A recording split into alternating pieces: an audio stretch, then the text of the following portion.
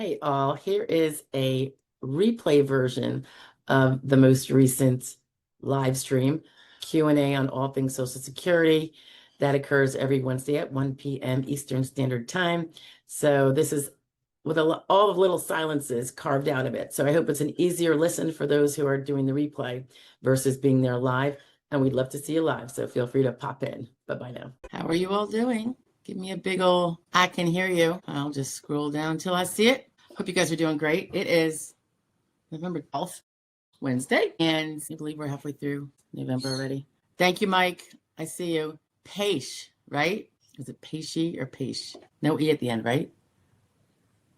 All right. Anyway, I just wanted to say one thing before we get started. I know like last week someone said, oh, she's talking so fast. It wasn't during the live stream. It was on probably a replay or something. And I'm like, yeah, I know I do, for sure. I just wanted to remind people that you can, this would be on the replay, I suppose, or the live stream later or whatever. But you can, that little gear on the YouTube screen, looks like a little flower, a little gear. If you go in there, there's the speed. So you can set it slower than real. So I guess real is probably 1.0, and if you go less, you go more. So just wanted to share that because I know I talk fast and it is the way I roll. So anywho, let's see. We have Zoe Alexa. I know you did a lot of stuff on here, Zoe, and we'll definitely get to them. I just want to say hello to some people. Dimple, hi Dimple, good to see you. Enjoyed my coffee today, by the way. George Graham's in the house. Good to see you, George. Who else we got? Valerie. Thank you, Valerie. It's so good to see you. Deanna Houston, good to see you, my lady. Dolphin's in the house. That's RG, right, Dolphin? Mike Page, Steve 56. Thank you, Steve, for chiming in about being able to hear me. And Dimple as well. Half Pint's in the house. Good to see you, Half Pint. And Silk is in the house. Okay. So you guys all posted. Thank you. I know there's others out there that aren't posting, and that is totally fine. Most people just kind of sit and listen and watch. And some people just have their questions. So let's hop to it.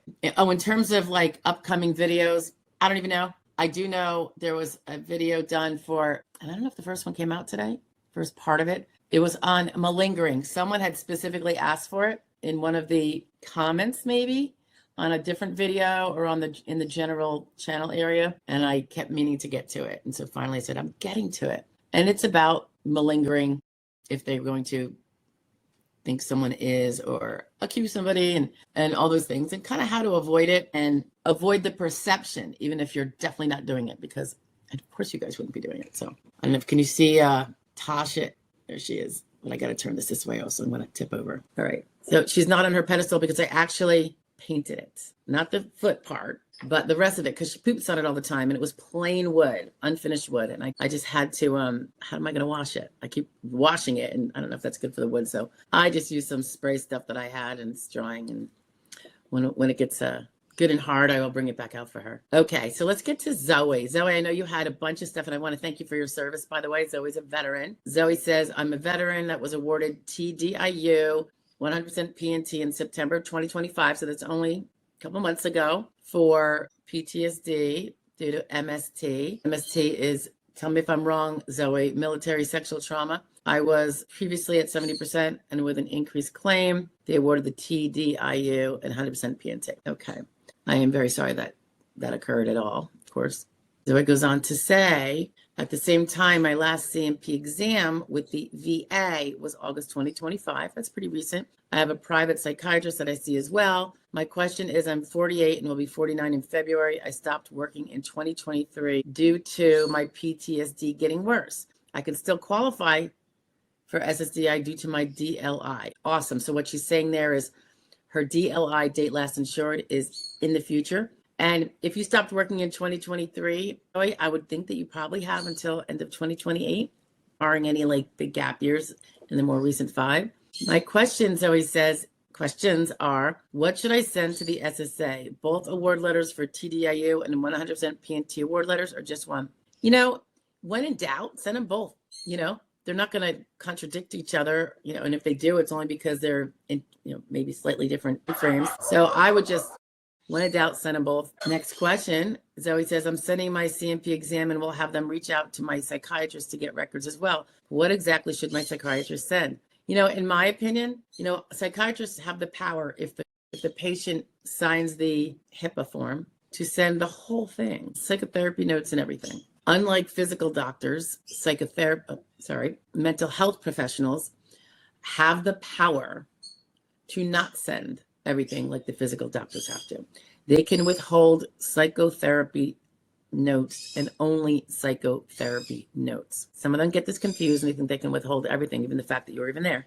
And this is when you've asked for them to release everything, including the psychotherapy notes. So they do have the power to withhold them. It was something that was carved out of HIPAA. I don't agree with it. I think if the patient wants it revealed to whoever, whatever confidential place like SSA they want it sent to, they should be able to get it. But the mental health profession did somehow lobby and get that big carve out for themselves, which is kind of sad because sometimes you get the feeling that they did it because they don't actually take notes and some of them are sleeping on the job. But aside from that, psychotherapy notes can really tell a lot of information from a humanistic point of view, unless it describes you being some horrible, horrible child killer, like in your own life, or a serial killer that could get you in trouble, if it's just the trauma, even though some people don't want it sent to the SSA, I think it can be really helpful, in my opinion, because the people adjudicating claims are human. And I feel that, because the psychiatric world is very indefinite, subjective, some people will put someone as, you can't do squat, and meanwhile he's out running a company or whatever, you know what I mean? Like they'll set their whole diagnoses are so sometimes, they don't have a lot of credibility, which is a shame, but that's because it's the brain and we can't put it under an MRI and read what's going on. I'm just turning off my phone. So I think some adjudicators have a problem believing when they say someone is extremely or markedly limited in one of these basic areas that the SSA cares about, particularly when you're under 50, Zoe. So sometimes I think if the adjudicator sees, not that they can hang their hat on it because it's not the diagnosis and it's not the provider's opinion on how severe the limitations are, but when they see the reason for why it might have happened, why there might be that severe PTSD and why it's as severe as it is, as it's alleged to be, I feel like that can help because they're human and they're not entirely stupid. So, it's one thing to say, I have chronic PTSD and I have this, that, and the other thing, and I can't do anything, not even a simple job that doesn't involve people, like I'm totally on my own, blah, blah, blah. But if they see what caused it, because everyone and their mother claims to have PTSD. And I say that kind of unhappily because, there are, at the very least, there are severe differences. I mean, some people have a PTSD, they supposedly, I don't know if I agree with it, but I'm not the mental health professional, because they saw a car accident getting cleaned up by the highway workers over there on that other lane a mile back. And now they're saying I saw an accident, And then we have people who have had far more. And because different psyches have different levels of strength and everything, some people are more fragile than others, I guess it can be, but I don't know that it's going to hold a lot of water, or it will hold less water if someone has the capability of showing them why things have gotten so difficult with PTSD, kind of showing how really severe the trauma was that brought that, can make it a little more focused and driven home. I think that's just my take. I don't know what you guys think, but on the same token, you have to be willing to let that stuff go to the SSA, which is very entirely confidential. So, I would never not do it for any fear of lack of confidentiality. I think it can make for a stronger case. So that's up to you though. I mean, when we send out them, they're always like, yes, and we want psychotherapy records. That's what my clients do. Doesn't mean the psych has to send them. For some reason, they are more adult than you, the patient, which I don't understand that at all. I think it's offensive and demeaning, but it is what it is. If they have something in there where you're talking about a family member and maybe some criminal something or other, I do understand withholding that and or redacting that.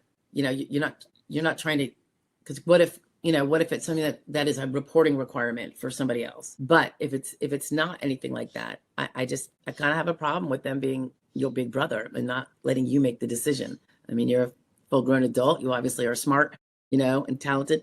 So that kind of bugs me. All right. Zoe says, being my age, when would you send this info into the SSA? Now. You're trying to win now. You're not trying to wait till you're 50. I know you got a ways to go. So you've got a big, big burden. I would send it in now because let's say you get denied, and let's say I don't know what stage you're at, I don't know if you said, but if you're 48 now, soon to be 49, did you say? Let me see. Am I imagining that, Zoe? Oh yeah, 48 will be 49 in February.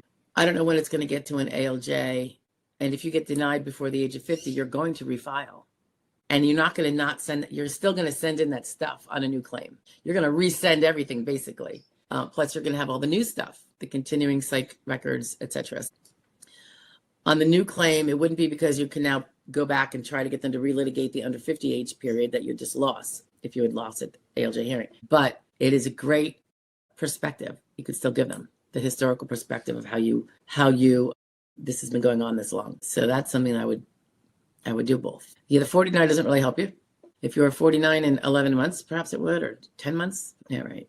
Moving on down. Yes, your age is definitely an issue. They have to find that you're at this stage. Well, I don't know what all your problems are, but if you're saying it's mental health, they have to find that you're completely unable to do a third grader job that doesn't involve the public, doesn't involve even coworkers, because those jobs apparently exist. Very occasional interaction with the supervisor, and low stress and no skills needed. Like a real simple job. And that's might be hard to prove, because it is. I mean, if you're agoraphobic and you never leave the home, like you're that bad, it's good, solid, continuing proofs of the fact that you haven't left home in a year due to the PTSD. But if you're able to go to the grocery store, you're able to drive a car out on the roads, even if it's just local, that all goes towards a capacity that you have that might contradict the inability to do a simple job like the one I just described that doesn't have public coworkers, etc. All right. And again, I don't know what your mental health records say, so maybe it does say stuff like this. You know what I mean? Do the actual, and here's the thing too, if they ask the mental health professional to kind of quantify the limitations, the mental health limitations in terms of the basic simple work, there are some things that if you have a substantial loss in the capacity to do them, all jobs are off the table. Simple, high, everything. This would include being able to perhaps get to work on time, get to work reliably, sustain a schedule, on a sustained basis, interact appropriately with supervisors. If you are going to lip out at your supervisor at any given time when they approach you or constructively criticize you, that can be a deal breaker for any single job. So if there's a substantial loss, which I would probably go so far as to say that the professional has to opine that you would be extremely limited in the ability to interact appropriately with a supervisor. Then if the SSA were to believe that your mental health professional is accurate and not just hyperbole type of provider, which some are, then that would be in itself mentally disabled from all work.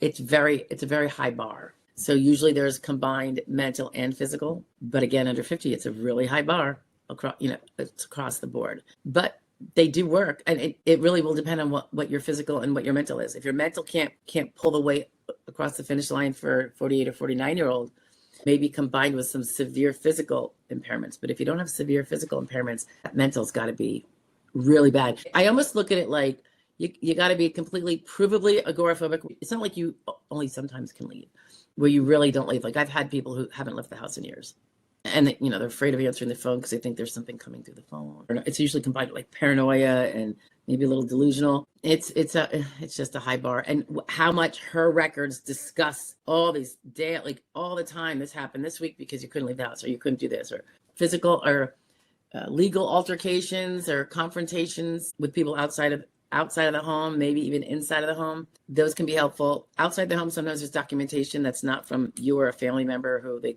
presume is pretty biased. Things like that can help prove. But all right. Zoe says, and I appreciate you posting this, Zoe, and I appreciate you posting it early. Right before I came, I tried to review some of it just so we could roll with it quickly for you. To be clear, my private psychiatrist is not part of the VA, so it's 2 opinions from the VA and an outside doctor. I think that's helpful. If there's 2 mental health providers and they're both saying the same thing and they don't actually work for the same company, that seems like positive. It seems like it's harder for the SSA snapshot doctor, which is what the consultative exam is, to be taken as more reliable than your 2 treating consistent doctors. And the only way they possibly could is if your own doctor's day-to-day writings about you during your day-to-day visits or week to week or whatever it is, if they completely don't reflect what he just said in his opinion letter. Sometimes, claimant will ask the doctor, can you sum up, blah, blah, blah, how about alpha and stuff like that.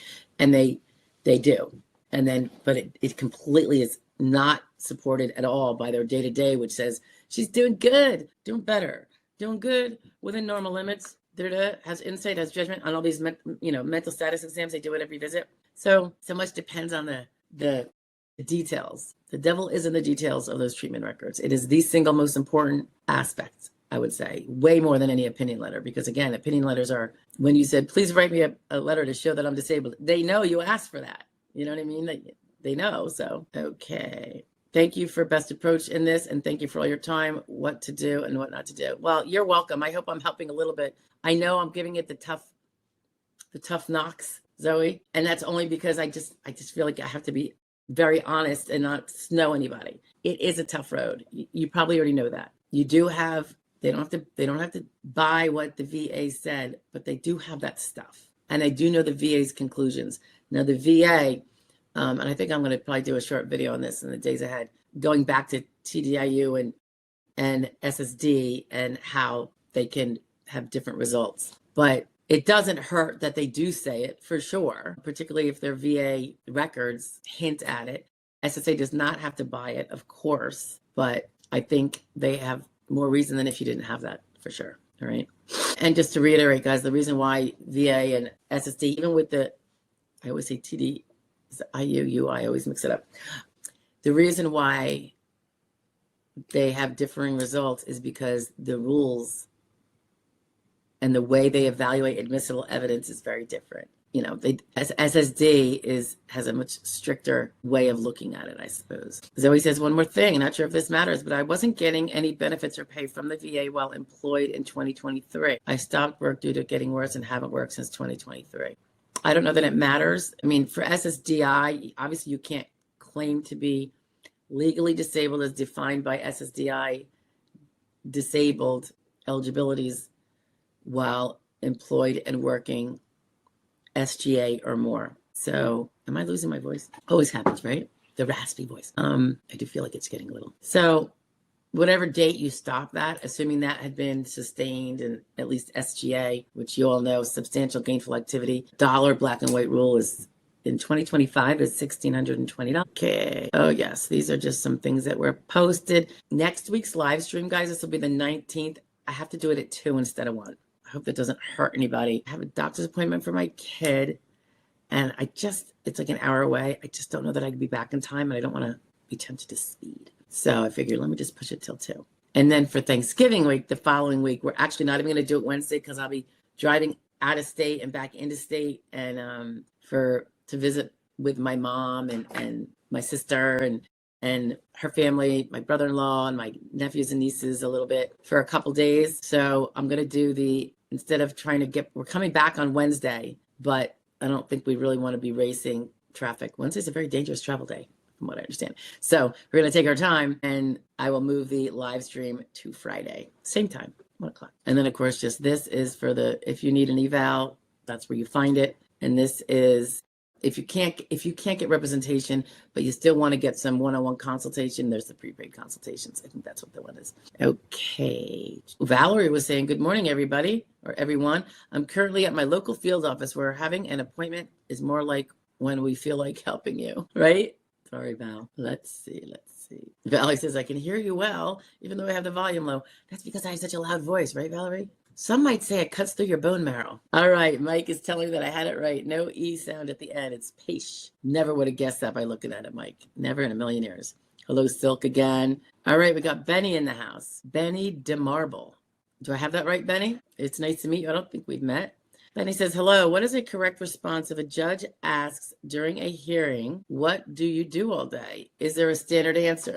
Well, first of all, I would look at your function report because you were already asked that question on number 6 in your function report. It's on page 2, top of page 2. If you did a kind of like a poor job on that, you definitely want to think about this. What do you do all day? Do you, and I would emphasize what you do that is representative of your impairments. So for instance, let's say you have to go to your recliner. You're like in the recliner off and on all day. I would be sure to emphasize that, But, you could say when I have to eat, I get myself to the kitchen and I usually have like a cup of soup or something I can heat in the microwave. And I'm just giving you examples of what may or may not be your life day, because every day is different. And, some impairments don't physically abstain. They prevent things from a mental standpoint. So it can all be really different. There is definitely not a standard answer. If it was, why would he ask it, right? I would describe what you do. If you're spending a lot of time watching TV while you're in the recliner, because maybe you have to have your legs elevated because of edema, swelling, and maybe your doctors have told you, you need to elevate your legs all throughout the day. Get up and do the things you have to do. Like sometimes you have to do your dishes or wipe down your counter or take the stick and clean your toilet. Or do laundry, whatever it is, make it clear that then you got to go back to that recliner. If this is the case, see, I don't know what your situation is, but you want to show that, because if you say, well, first I get up and I make breakfast and I love eggs and bacon and I usually have to run errands. So I run out and run errands. And, if I have time, I'll stop by my friend's house and say hi. Then I'll come back and I will check the mail, respond to anything I need to respond to. Then I start getting dinner ready for the family. That sounds like a person who's not disabled and is just a stay-at-home parent or maybe a nice, comfortable retiree. It doesn't indicate anything that is different from life from any of the things I just mentioned, any of the people I just mentioned. So you need to show how it is, how your life is different, and that it's not that way. All right. La Lulu's in the house. Hi, how are you? Valerie says, I thought having an appointment cuts down on your wait time. It's shameful if it doesn't. They're scheduling the appointments too close together if you're still waiting after the time you were said, right? Like they do in doctor's offices. A lot of times you wait even if you have an appointment. They're miscalculating how long the other appointments are going to take. This is my supposition here. Let's say they make an appointment for somebody, but they're not asking, and I don't know if they ask you what it's about so they can kind of gauge, those things normally take X amount of time, or the claimant doesn't describe it well. Or the claimant is mistaken, doesn't realize there's going to be all these tangential little issues once they see whatever they're there about. So sometimes the appointments probably take longer than was anticipated. Or some worker calls out sick, that's supposed to take some of the appointments, and now all these appointments are there and someone else had to do double time. Who knows, right? But yeah, I could see that could definitely happen. Yeah, Dolphin is RD. Nice to see you, RD. American Nomad. I am getting started on my form 3373. Guys, that's the function report.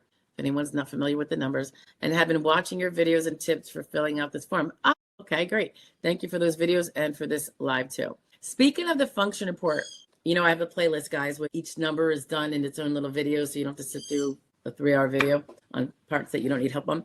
If you have any questions on any of those numbers that aren't, that you think should be rehashed or something. It's been a while since I've done any of those. I mean, occasionally something comes up and I'll pop one in, but overall, it's been a while. So definitely feel free to suggest, and I will, you might get your answer in a video that I'll put up. Okay. If you have a question. I'm good. American Nomad goes on. If you don't mind, can get to me in time. I have a question about the 3373 form. I am at the federal level with my first case. Oh, you're a federal district court. So you were denied at appeals council. Denied by ALJ, guys, appealed to appeals council. They declined to review, saying they didn't see anything that the judge did wrong. They're not saying they find you disabled. They don't actually look to see if you're disabled. The role is to see if the judge missed a step or misapplied a step. So declined to review by the appeals council, and American Nomad filed in federal district court. American, I'm wondering, do you probably have a lawyer for that, or did you do it pro se? I have known at least 2 or 3 people who have filed pro se for FTC because they couldn't get a lawyer, and they won. And I got their case on remand. So, and they weren't my client to begin with, but I was like always so impressed because I've not taken the time to try to, figure out all the very different filing rules for federal district court. And I don't plan to. I just tell people, yeah, you can try this guy, this guy, this guy. But, I think it's great when people do it. I mean, you have to do a brief. They're very strict with time frames, blah, blah, blah. I think even font size, like you have to do your writings exactly, unless they're more lenient on, pro se's. I don't know. And also know that the filing fee for that, which is up there, I believe you can get a waiver if you're very financially strapped. So don't forget about the pauper. I call it the pauper waiver. All right. So Nomad is saying, or American Nomad is saying that he or she has an RFC, residual functional capacity, that my past doctor filled out. You don't fill out an RFC. You might have given him the generic residual functional capacity assessment form that is filled out by the internal medical records reviewing medical expert at the SSA when he decides what your RFC is based on all your medical records. But sometimes people do grab that and send it to their doctor. It's a very dangerous practice. And I have a video on that as why I don't recommend people do that. But you have to, let's see, is that part of my first case's records? Yes. If you sent it in on the application that you were at federal district court for, every evidence that you sent in that was part of your ALJ hearing is before the federal district court. Okay, so you should have a copy of your, did they give you a CD? I assume you were self-representing maybe. Did you get a copy of your CD before your hearing so you could see, does the judge have all my evidence? Did I send it all to him? Did I just assume it was going to land in his lap without me sending it to him? You need to know what all those exhibits are because that's how he supported his denial when he did the written decision. Yeah, so it should be in there if you've done all that. Look at your ALJ decision. Here's how you can find out after the fact, guys, if you didn't make sure you got a CD or, if you didn't ask the ALJ for a copy of your file before the hearing so you could make sure it's up to snuff. Your decision where they deny you or award you, the last pages are the complete rundown of the exhibits. So you should, American Nomad, see your RFC from your doctor in there. It might not say RFC, but it'll say usually it'll say the date that it was signed as part of that list, so, and it's probably going to be an F exhibit. It should be an F exhibit. Can you hear those animals barking? Very annoying. By the way, I tried to buy a different headphone, guys, that had like a microphone because I heard that could cut down on that. I don't know how much you're hearing it. Because this is just regular bone conduction with a microphone, but it's not, I guess, the same. And I got it and it arrived and it was a little bit more expensive than this one, but I figured having two is not bad because I travel a lot. So maybe help in the car, I don't know. So I had to send it, I have it actually wrapped up to send back because you had to have a dongle, a little tiny USB thing stuck into your computer for it to go through the computer like I do now. I'm like, I don't have enough ports for that. I don't want anything like this one. I don't have to do that. It just Bluetooths up with my Mac. So I don't understand it. But you know me, I'm not techie, guys. I just kind of muddle through and find what I like and all that. So, and it's by the same company, which I really like. This is by Shocks. I'm not getting paid to say it. It was my first time using them and I really liked it. I think I bought it at Best Buy, but now I was buying it online and I was disappointed because I didn't realize that would have a dongle. I don't want a dongle. I just want just the piece and the plug and this one has like one of those magnetic things that magnets to your thing and then you have it plugged into your whatever plug it is. Love it. It's just awesome. Very convenient. So I just want that with that one and I didn't find it. So we'll see. American Nomad says, my question is, would it be wise for me to refer to that when answering this 3373 form in my new case? No, your 3373 is about you and your day-to-day activity, not what some doctor says he can't lift much, okay? Don't be referencing that because now it's going to look like you don't even know what your own answers are. It'll look like you really have no firm understanding. Like if you say you can't lift much, probably not true because he says he doesn't know if he can. He's just relying on what that guy over there said. So I wouldn't do that. That is in your file. And by the way, you want to look at that RFC and do you know what levels of limitation have to be noted in there for it to be helpful to you under your vocational profile, your type of case, or do you not? Or did he say some things that actually make you make you very impaired, but a little more able than what SSA law defines as not being able to do any job? So you have to tread really carefully on those things. That is something you can put in your brief, of course. Look up this if you're doing a brief, but you said you're at FDC, federal level. I don't think you're at FDC at all, are you? You wouldn't be getting a 3373. Do you just mean you have a Social Security case? Because they're all federal. So I just went off on a whole tangent, but I hope you guys learned what happens after you get denied. Now I'm thinking, American, that you are just on the regular lower levels in the federal administration called the SSA. It's all federal, period, from beginning to end, all federal. So maybe I was thinking you were saying something else when you said that you were at federal district court, which you would not be if you are doing a 3373 and you have a new case. All right. Pardon me for misunderstanding that. My screen is black. Can you guys see me? Now this is Dolphin. Can you guys, oh my gosh, Can you guys see me? I know Dolphin's saying he can't, and that was 10 minutes ago. I don't know why that would be. Somebody chime in. Valerie, American. Not that you really need to see me. You can hear my loud voice, but sometimes reading lips can help, right? When I talk fast. All right, come on. Somebody chime in here. Come on, there's 40 plus of you sitting around. Can you please just, nobody's saying it except for you, Dolphin. I wonder if it's you. Not you, your screen. My apologies. Valerie says, oops, let's go to George. Thank you, Dolphin, for alerting me to that. I hope someone else can answer me whether you can see me. Usually we're worried about hearing, right? George Graham, hey bud, says, have any ALJs ever said you are doing a great job on YouTube helping? No, I don't think the ALJs are watching the YouTube. Yeah, I don't think they're gonna say that. Probably better left alone, but you're funny. Valerie says, waiting for my ride, but it went great here at the office. Valerie also says they were wondering why I had a payee to begin with. Oh, so Valerie went to the Social Security office with the appointment to tell them, I do not need a representative payee. Can you please remove? And she was able to get substantiation. If it's a mental health case, that's probably why, Valerie. If it was strongly mental health, it could be where on your function report you said you overspent on the part about how do you handle money. You might have said that you were really forgetful and can't remember to pay your bills. That would indicate that someone needs to do it for you. That would be an RP. Sorry, my seat is very annoying. I'm rolling around like a, what do you call this? A weeble wobble. Valerie says, now I'm concerned about triggering a CDR, even though I chose my words carefully. I am sure. Don't worry. There's always a CDR. You're getting CDR'd regardless. It didn't matter about this trip. So, or changing from RP, right? I don't think that's how it works. If you were an entirely mental, if everything about your case was entirely mental, which I'm thinking it wasn't, Valerie, maybe, then perhaps, because to say that someone's entirely mental, unable to perform every single job based solely on some severe mental thing, unless, of course, like I said, let's say it's agoraphobia, you can still pay bills online, you know? And the fact that there's online banking really assists people with this whole thing. So I think there's less concern than in the old days when you had to write it on a calendar, keep your mail straight, write checks, put them in envelopes, address the envelope, put your return address, get the right stamp, and get it to the post office or out to your mailbox and put the flag up, right? So it's a whole different world now. It's so much easier. So the fact that you can do it is not necessarily indicative of squat. All right. So it looks like RD, Dolphin, I think it's your screen, but something's going on with it. All right. American Nomad says, yes, fortunately, I do have a lawyer working at the federal level for me, and another part of the same office is working with me on my new case. Okay. So now I got some more clarification. Thank you, American.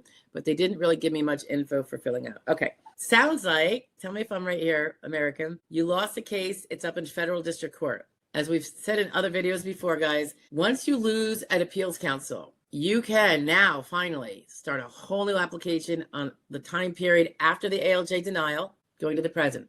This is particularly important for people with date last insureds, DLI, that is after the judge's decision. If it's before the judge's decision, you can't file a new claim because you are no longer insured for the new period. If you are eligible for SSI, though, you could file for that because that doesn't require that you have a DLI of any kind because it's not insurance, it's welfare.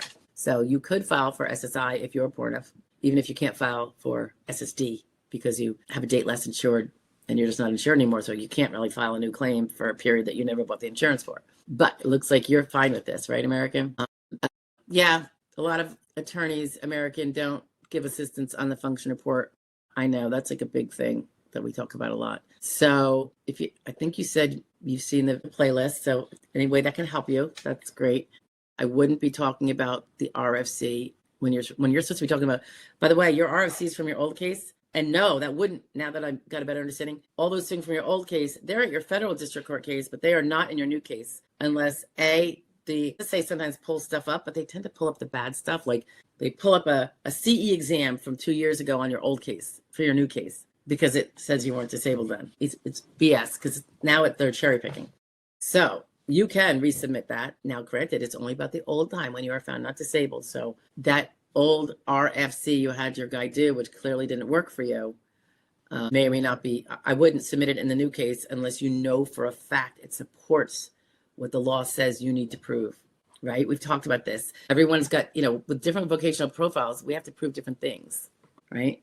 And again, the function report, the 3373, is not really the place for you to be pulling in, giving medical records, or my doctor says, no. What do you do all day long? How does it feel to your body? What can you do or not do? That's why they ask you what you're actually doing and what can you do, So that is not a doctor form at all. Zoe, you are very welcome. And thank you again for your service. Fingers crossed for you, my dear. Jessica Lovey says, new here. Nice to meet you, Jessica. I'm waiting for my reconsider appeal answer. Is it too late to get a lawyer now? No, it's not. Almost all lawyers will entertain. I assume you're denied on initial and appealing for reconsideration, or were you denied on reconsideration and appealing that by requesting a hearing before an administrative law judge? I don't know what you mean by answer. Sounds like you're in the middle of reconsideration and waiting for the determination. It's not too late.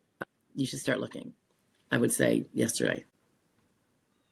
I would also say, if you're sitting not doing anything proactive to make your reconsideration better than your initial, you're probably going to get the same result. So you really need to start getting stronger evidence that will count for reconsideration, for the potential of reversing or having the initial changed on reconsideration. And if for no other reason, it will make your ALJ hearing stronger. You have to, you got to change the narrative, because what you submitted before or told them to go get whatever was not sufficient, right? So hop to it, Jessica. You could do it. All right, American, if you had American saying he doesn't have a CD of the entire file that he lost at ALJ with. I think that's what you're saying, right, American? That is a shame. If you had a lawyer on that case, they have a copy of your whole file. Now, I don't know if they use a case portal, client portal to keep your communications good, but they can simply upload it there. It's a big, big PDF with bookmarks and everything for section A, B, C, nope, no C, D, E, F. And it's handy. And the F section will be all your medical records, the most important ones. So maybe reach out to your old attorney. Maybe it's still your current one. If not, worst case scenario, you can call the SSA and say, I need a copy of my entire file from this application, and give them the date you applied back then. I mean, sometimes we don't know the date they applied, and they go, we need to know the date you applied. It's like, how about just the one I did before this one? You know what I mean? Like, there's only been 2, and it's not this one. So that one, you guys have it. So not to get a little lazy. And they think that you're going to know all these little details, which is particularly funny when sometimes the date you apply isn't the date they have that you applied, because of protective filings and when you sign something and all that. Mike Page says, my dog says, hi, he's barking at your dogs. Did he hear my dogs? Yeah. And it's the trouble when you have more than one dog. They spur each other off. What I've been doing in the mornings is, because they all instigate each other to bark more, and I'm trying not to tick off the neighbors, now I'm letting one out at a time. So the 2 have to hold it. I let the one out and let them run around and do whatever. We have an underground fence. And then when that one comes back, I let the next one out. Then I do this at night. I don't necessarily do this during the day when they can just run around and be silly. And then if I hear them barking, I get my butt out of my office and I go yell at them, try to get them back in. At night, yeah, because if they get out there, they'll be out there. Let's say I have to let them out at 11 o'clock at night, which I hate doing. But if I have to, it could be very loud. And nobody who's going to bed for work in the morning needs to hear that. Hey, Delia G, nice to see you. I haven't seen you in a while. She says, you should be able to find a wireless headphone like the one you bought. Yeah, I have it. Well, I have this one, Delia. I want the one that supposedly it's a little bit more money, but it has a little thing that sticks out. And maybe it takes your voice more and has more.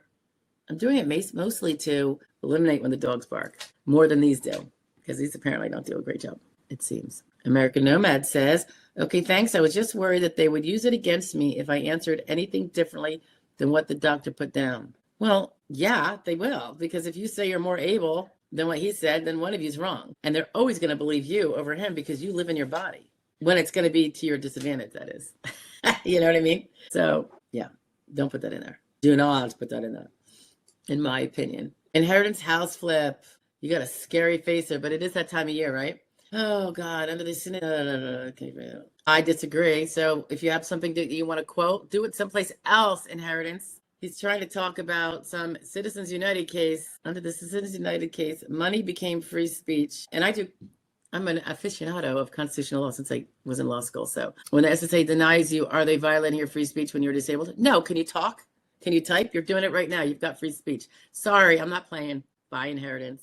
But you're welcome to stick around. Thank you, Dimple. Thank you all for saying you could still see me. Awesome, awesome, awesome. Hey, Super Bike Man, I haven't seen you. Oh, Earth One is here. Super Bike Man. Quinn. Hello, Quinn. I know another Quinn. I don't know too many Quinns, but so when you do know a Quinn, recognizable name. Thank you, Quinn, for answering that. American Nomad says, I am at the federal level with my first case. All right. Yeah, we finally got that cleared up. And once you are at the federal level, you are allowed to start a brand new case. Yes, that's true. If you still have DLI remaining, right? Or you're eligible for SSI. And that is what I was asking about, if it would be wise to refer to. Yeah, I think I answered it, right? I would never refer to a doctor's note in my function report. It's basically saying, I can't really attest to this myself because I really do run 10 miles a day, but so I don't want to say that. So I'm just going to direct it to my doctor. You know, like the inferences are just not good. I wouldn't do it. Thank you, Crystal Holman, for chiming in. Nice to see you. No worries, American Nomad. It was all good questions. And I think it's an important question because you brought up a good point. People might think that they should refer to their doctor's stuff in their function report, but that's useless. It really is, and could be hurtful. Charlie Tuna, curious about buying a $1,500 bed for my son with back pay. Yeah, he has been going to sleep specialist for a year now, called SSI, but buying a bed that, remember, his stuff is for his own well-being. So yeah, he needs beds. I think it's totally fine, for sure. I don't even know why they would be vague. Save receipt, of course. The receipt is to prove you didn't spend it on yourself, going to Jamaica or something. Well, you wouldn't go to Jamaica right now, probably, but you know what I mean? Like, the receipt is to show that you spent it in a proper way or not in an improper way. I mean, proper ways are a million things. You could take him out to dinner. You could, just don't pay for your own dinner with his food, his money's, right? Oh, that's okay, Dolphin. It happens. How about when I can you hear me? Anytime. So I'm glad you brought it up because just in case, what if everyone else is having the same problem? So somebody would have to bring it up. All right. So no worries. And you don't have to apologize for that at all. Jessica says, yes, I'm in the middle of reconsidering and waiting for decision. Thank you. Don't be sitting and waiting. There is a video on all the good things you can do while you're on reconsideration to strengthen your case, Jessica. Maybe it's under a playlist called Reconsideration, maybe, if I have one. Check it out. I think reconsideration is a great time for you to do a lot to further your chances of winning at all, much less soon, both, okay? You're very welcome, American Nomad. That was my plan. Valerie said the gentleman even mentioned with the technology, it would be possible. Exactly. She's referring to people that would have trouble paying bills before. Now with automatic bill pay, their Social Security or their SSI comes into their account automatically and it directly pays the mandatory bills it has to pay. And hopefully the person knows what little they have left to spend on other things. But, right? It's so automated now that would really be trouble for most people. I mean, yeah. Thank you, Dimple. Dimple says, don't forget to like and subscribe. I couldn't agree more. Thank you. Virginia Gomez says, lost AC number 2. So she lost an appeals counsel. My lawyer is going to, I'm sorry about that. My lawyer is going to fight when I can start my new case. When can I start? So it sounds like you're going to try to go to federal district court on the denied appeals counsel request. You could start your new case today. Yep. And incidentally, you don't have to use the same lawyer you used before if you don't want to.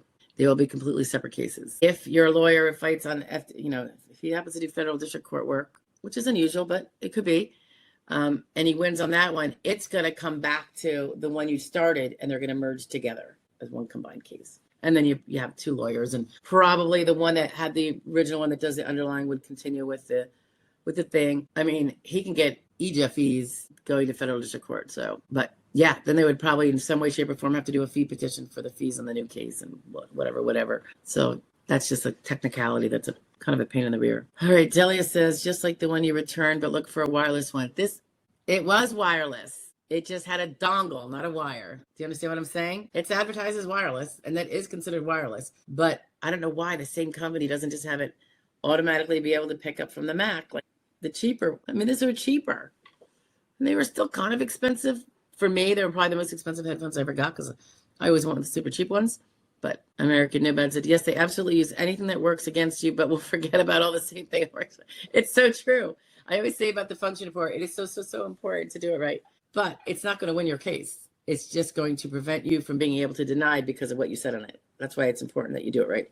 And then later on when you're at ALJ, same thing. But if the ALJ is inclined to award you because your evidence is so darn spectacular, he will use the good parts of your function report to help support his award to you. So you want to give him good stuff to do that with, and you want to make sure there's nothing bad in it. Inheritance. Once you lose your digital gateway, your free speech is mute. I'm not going to say it's mute, but I agree with you. We're going back to free speech, guys. Censorship, I totally agree with you if we're talking about censorship and deplatforming. I think AOC says how great it works to ruin politicians and take them out of the picture. Platform them. I agree with you. It's wrong because the internet and the big platforms and this is just my opinion, are now the public square. They've gotten so universal that they are the public square. And I think, now remember, free speech is only protected when the government is interfering, right? So in the cases that we've seen, the platforms, these would be the social media platforms by and large, deplatforming people and shadow banning and all that at the behest of the government. So that made them an arm of the government. And therefore, in my opinion, it was a constitutional violation. And they would be, to me, liable under, say, what is it, 1983 or whatever for that. If people are, that do that kind of work, we're inclined to go after them. So you can't just say, well, and it's true that if a private person, like I can say, you can't come in my house if you're going to talk like that. I have the power to do that. You have the power to do that to me. But we are not the government. And we do not control the public airwaves or the public town square, where everyone can come in and say what they want, be mean, be rude. That's called free speech. You don't make speech free for the nice people. You make it so that we can be rude and be ornery and be questioning and so otherwise it's just an echo chamber, right? So I will say that the digital gateway is not Social Security, so I don't know where you're coming in with that. Half Pint was just reassuring me that she could see me. Hey, Furry's in the house. Long time, I feel, right? How do they expect us to afford to buy things that can help us when most, if not all, goes to bills? I'm not sure who they is or what the things are that will help us. So I don't know if anyone has that expectation. So I'm not sure what you're getting at there, Furry. You have to be a little more specific. My face had Botox reaction. Oh, what are you getting Botox for anyway? Just use a filter on your digital, like I do. No drugs needed. Later. He's always speaking confusing, guys. Sorry. Oh, Half Pint wants to know what percentage of the time would you say your clients are approved initially? I have not done that math. Part of the reason why, I would say that's a minority of wins are not on initial. But we are creeping up on, I feel like 50% on recon or something, because most of my cases do not go to hearing. So for what that's worth. So I suppose that's better than what's out and about. But we work on our initial recons. That's not like a waiting period where we're in the cage, just gotta sit around and let you flounder while we're connected to it, but we're not doing anything. We don't do that. I don't know. And one of the reasons, we're not even supposed to talk about percentages per se. Like an attorney can toot their own horn, but if you give statistics, you can run afoul of the fact that every case is different, and someone might take that statistic to mean, wow, 98%, I'm definitely gonna win. Okay, hair in my tongue. And I think our ethics now wants us to make clear that every case is different. So you don't really want to go on flat percentages, because that person could be in that little other boat there, right? But I will say initials probably tend to lean almost entirely in the older crowd for the ones that do. And the reason why I think part of it's harder actually on initial than on recon in a way, initial, there's more wins on initial, but once you don't win on initial, I guess I'm not even saying this right. People that come to me on initial, a lot of times they have not done the proactive treating. So the initial is going to be shot to heck, because they're not going to be able to get what we tell them they need to do when we see the whole picture. By the time we tell them, you can see it.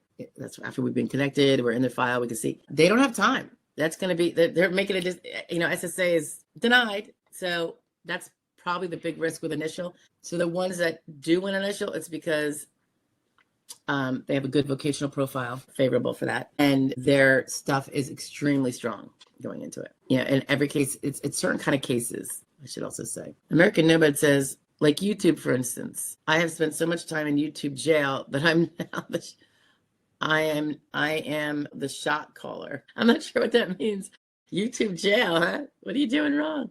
Are you making videos, or are people banning you from their channels? What do we have here, guys? Last week, the first time I ever actually had to take someone off. He was doing some sort of weird spamming about, we don't even know what. Nothing to do with Social Security, nothing to do with anything. And I don't normally do that. And as you see, I didn't do it to inheritance either. He's just a honey, I am big on this. First Amendment is huge, as is second. Earth One says, how often does SSA check your medical if you have a mine criteria with 7-year diary date that extends past your fraud? They don't know. They don't tell us if you're talking about them like poking in. But the question she's asking is, or hey, how often does the SSA check your medical? I'm saying do a CDR is basically what you're saying. They don't check your medical unless you have a CDR. If you have a mine, medical improvement not expected, That's what mine stands for. So she's saying she's saying the diary date is mine, which is 7 years, 5 to 7. And that extends past your fraud. I don't think they're going to be looking at you at all. So unless you do something overtly unwise, like start working full time or over SGA, or, I think you're fine. Just my gut reaction. Ferry says, I got a prescription for something and then my insurance isn't covering it because nobody is going to accept it. You got a prescription and your insurance says it doesn't cover it. We have that all the time. Right now I'm trying to get, my son is supposed to be on, well, a few people in my house, on the long-term inhalable asthma medicine. It's not a rescue inhaler. They have that too. But the long-term preventive. They have a pill for that and they also have this inhaler. So there's, it was Flovent, I think. And then it was Dolera when one became non-formulary for the insurance company. And then they make you do this other one. And then that one becomes, they make you jump like idiots, And then when it's dealing with asthma and it's my child, obviously I'm going to jump. But I'm also going to B&M about it while I do it. So we're kind of in the middle of that now. It just stopped out of the blue. And unless there's a replacement, you're putting him at asthmatic risk. Are you kidding me? Don't make me become the mama bear. You won't hear the But I think what you're saying, Ferry, just to go back real quick, how do they expect us to cover our bills and the medications that our insurance doesn't cover? They don't expect you, because remember, your Social Security amount is the amount that you and only you chose to buy, in the amount you chose to buy it. So let's say someone made $30,000 a year and they have fairly low Social Security disability amount after 25 years or whatever, and they become disabled. A different guy worked 60 hours a week doing the same unskilled work, but maybe had 2 jobs, or a full-time and a part-time. His is going to be much higher. He bought more. It's all about that. It's about the premiums that you buy, you pay for through your Social Security taxes that are on every dollar that you earn and pay taxes on. Up until right now, what is it? 80,000 or something. I don't even know. I don't pay attention to where you max out. They don't charge you Social Security tax on things over whatever the amount is this year, 180 something. So most people fall underneath that. So we're paying Social Security tax on every single dollar we earn. So the more dollars you earn, whether it's through not just working 40 hours a week, but choosing to work 60 for a bunch of years, that's how people can grow theirs if they're not just going to be high income earners to begin with. Like their skill set is not up there. Maybe go to college or go to plumbing school and, earn a trade that would pay a high income. You have to do that high income in another way, which is a little more feet on the ground. A lot of us did when we weren't making, professional income, did what we had to do. Everyone's different. I remember I waited tables and bartended at night while I was actually growing this business 20-something years ago, 25 years ago. So you just did what you had to do to make your money, and report the taxes to some degree, as best you can. All righty. Sue Perez, hi from Michigan. Hi, Sue. Nice to see you. Half Pint says, I was just looking at your website. Do you only represent people with a fee up front? I don't even represent people with a fee up front, so I'm not sure what you're referring to. I think you're misreading something there. The only thing you might be thinking about is if it's not someone I represent and they want a one-on-one attorney consult. That's how they pay for it, a prepaid consultation. But clients, appointed representation before the SSA, there is no upfront fee. Dimple says, my case may look like a hot mess. They all do, right? The hotter, the better for legal purposes, not for health purposes. Right, Dimple? American Nomad says, commenting too much truth gets your right to comment on YouTube taken away for 24 hours. So YouTube did it, or did the channel? See, I don't know how that works. I know, on LinkedIn and Facebook, particularly on LinkedIn, I've been shut up, sit down a few times. Not like some of my colleagues who are really good little warriors out there, but on occasion, like, I might hurt someone's feelings, like I care. It's funny, and it's definitely bias. For sure. You probably know what I'm talking about. Right, American? Abundant mango. Oh, I love mango. I love all the beverages now with mango. I get the sugar-free ones only because, I don't know. Don't want diabetes, and I don't think I'm at risk of that, though, for some reason. Even though my grandfather had it, I seem to have good blood sugars, but calories, really. But I love mango, abundant mango. And hello from Ohio. Hello back at you. AF Vet is in the house. Okay, he's clarifying. He says 185, 500 is the cutoff for SS tax in 2026. That's next year. That's the new one. Why did I think it was already that high? What was it in 2025? AF, you got that? Most of us, don't pay attention to it because we don't come close. You know what I mean? Yeah. Perez says, do you happen to know when I would switch to Medicare? Approved for disability October 2025. I pay out of pocket for health insurance. Okay. Yeah, let's go over this real quick. I know we have a recent video on this and a few other oldies, but just real super quick so you don't have to go digging that up, Sue. After 24 months of SSD payments, you are now eligible for Medicare, probably the following month. So count the payments. Some of them could have been retro. I mean, if you were approved for disability in October 2025, when did they find your alleged onset date? And when did they find the first month that was due to you? Because they don't coincide. Alleged onset date of disability does not generally coincide with the first date you're due benefits, largely because of the 5-month waiting period. So you have to look and see. You could see it on one of the award letters, Sue. It'll say the month you get you were due back if you got back benefits. If you don't have back benefits, it's going to be 24 months going forward. So it takes longer. But sometimes people will rack up, all 24 months in the past, and they got a lump sum that included 24 months of back pay, and they are already eligible for Medicare. In fact, they can be retroactively eligible for Medicare, in which case they have a decision to make about paying for those retroactive premiums too. And sometimes they want to, even though they can't use it retroactively, because they don't want to run the risk of being found to have not taken Medicare when they could have, and having a penalty premium forevermore of 10% per year that they didn't take it. Okay, that's a whole nother video. We have those up there too, though. But I hope that answered your question, Sue. I'm on SSDI, this is Furry, and getting original Medicare and Medicaid. Insurance had no problem covering the TENS unit, but the places that used to have them won't run it through insurance, they refused. So it's like, is that like a durable equipment type of outfit? I guess keep looking. Medicare doesn't cover it. They won't run it through insurance, they refused. I'd say keep looking. That seems weird to me, but I don't know. Some might not take Medicaid, but do they take Medicare? Does Medicare cover it? That's what I'd be kind of looking up, Because I would tend to think that companies love it when their durable equipment, if that's durable, would be covered because they can make so many more sales because people don't want to pay out of pocket. So good luck with that. That kind of stinks, particularly if the TENS unit really helps you. I know it's like a temporary thing. It doesn't cure you, but it gives you relief for a period of time anyway, right? American Nomad says, yes, YouTube does it. I don't make videos. I just comment and get censored a lot. That could be the channel owner, or sometimes I think even people report. I found a slew of comments that were close to my eyes and under some tab. They're probably there now. I just got to figure out how to go back to get it. Where things were, I call that like shadow banned. It was somehow put in there. I didn't put it in there. I don't really do that. I let people be pretty mean to me because I figure, do I owe them freedom of speech? I don't, because I'm not a government entity. However, I kind of like giving people enough slack so they can hang themselves if they choose to do so.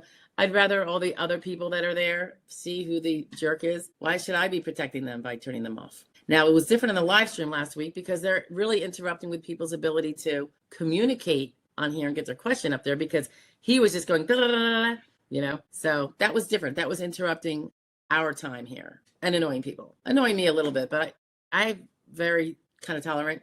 But when it's interfering with the people that I love them being here, I mean, they make this whole weekly thing why it's so much fun for me, that I'm not going to tolerate. I will definitely protect against that.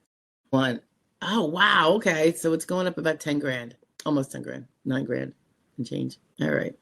Why did I think 176? I think I was thinking 186. Again, when you're not in danger of breaching it and enjoying that upper income, you kind of ignore this, right?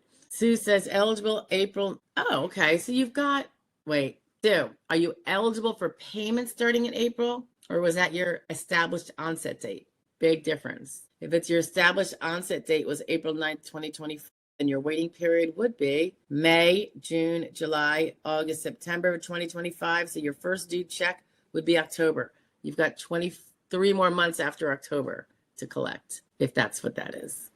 All right. I know it's hard, particularly if you now have too much income that you can't get Medicaid that you were getting before. That's difficult. I kind of wish they'd give the same benefit to those people if their income is sufficiently low and their savings and stuff, and give them the same benefit that DAC people get on that. But I don't know that I'm going to see that anytime soon. Michelle M. Hi, Michelle. Good to see you. Reminder for those changing insurances in January to make sure your treating providers are in network. Very good point. Yeah, very good point. And your prescriptions, right, Michelle? If you're on prescription medications, you want to make sure whatever you're using for that, they're still covered, maybe. I know that for the Medicare people, they have to look at that too, if they're on an Advantage plan. If they're on traditional Medicare and or traditional, plus they have a gap insurance for the copays and deductibles, they don't have to worry about that. I just confirmed this again with the agent that originally got my mom her gap plan when she lived with us years ago, and I thought it was a good idea for her to get it. And the beauty of traditional Medicare and a sup plan, that most people cannot afford a sup plan if they're disabled because they can underwrite you a bit and charge you huge amounts. But my mom was old, so it was all senior stuff.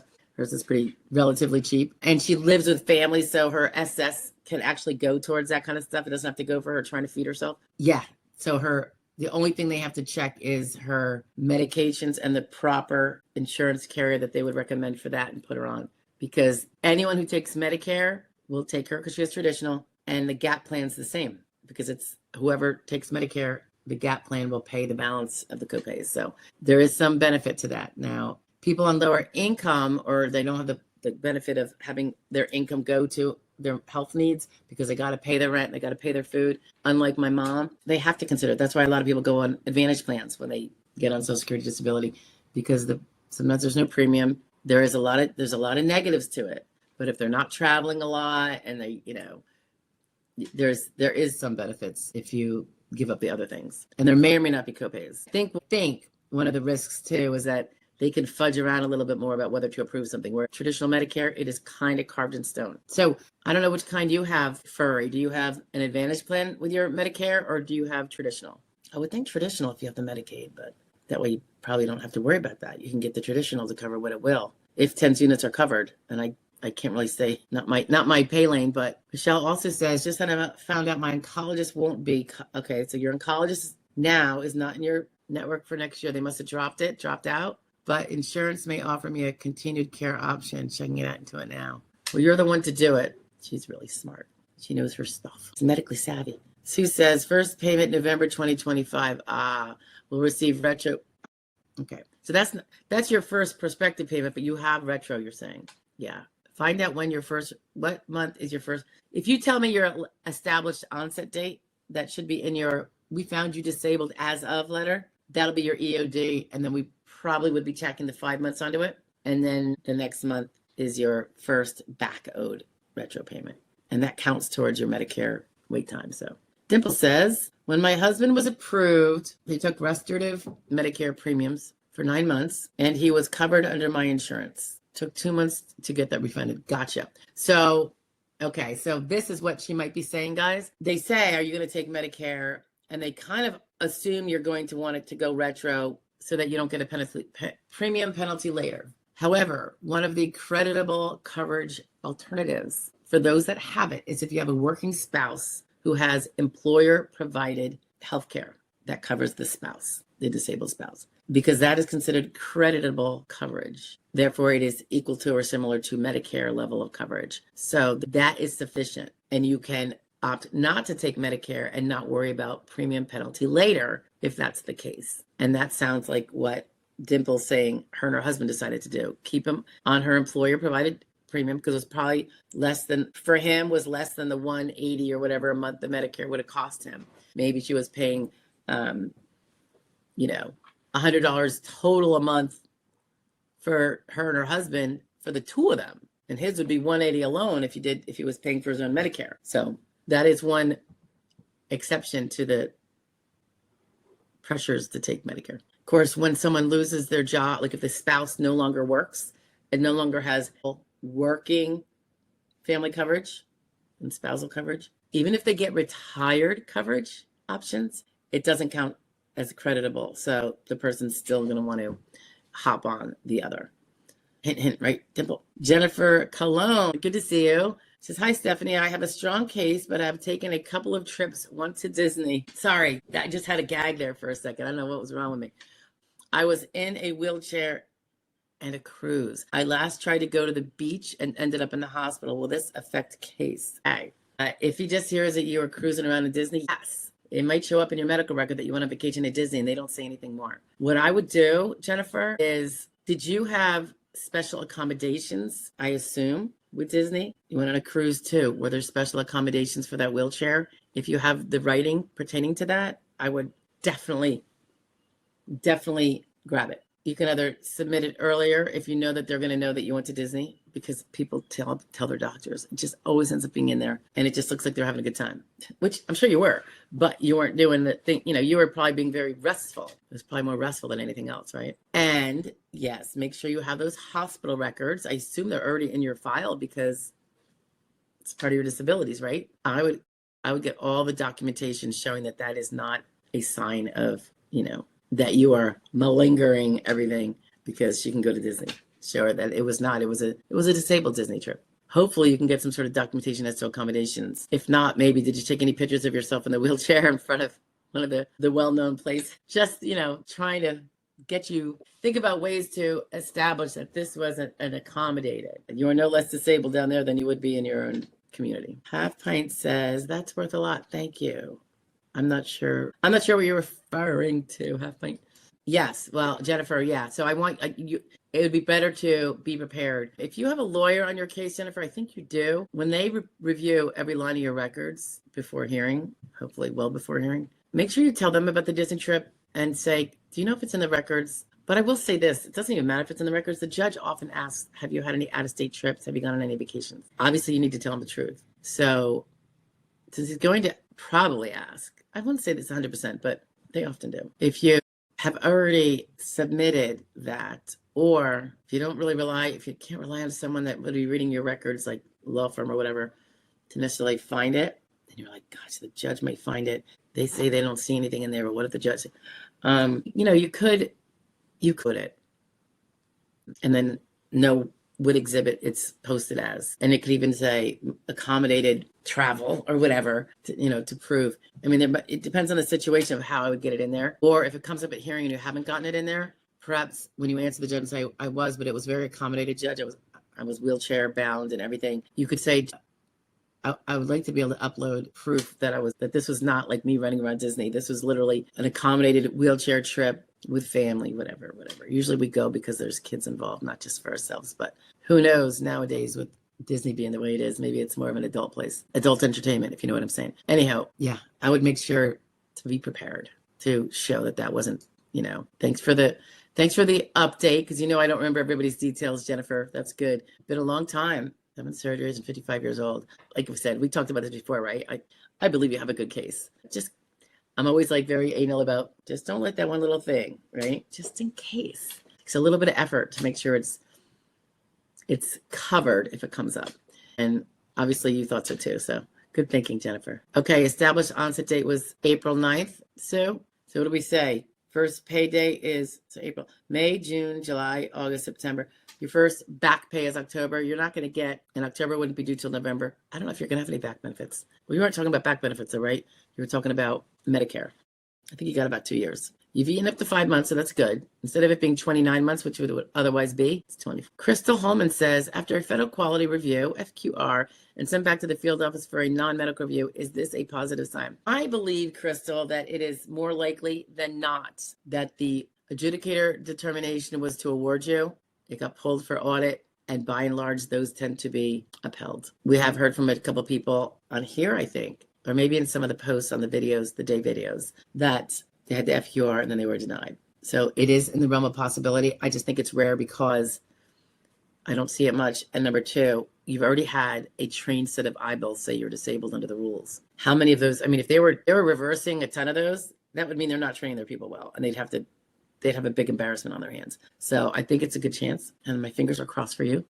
And be positive. Half Pint says, that makes sense. I'm just getting so exhausted with this whole process. I can't see being able to go through all of this again. Refresh me. Are you doing it yourself? That is more exhausting than if you have a representative, I would tend to think. Well, I guess it depends on your representative, but Temple says, do you have any videos concerning hobby income? I might not, because it's one of those little risky things, Temple. I will say this, if it's pure hobby, and I know that's a very nebulous concept, particularly when we earn money from something, we sell something.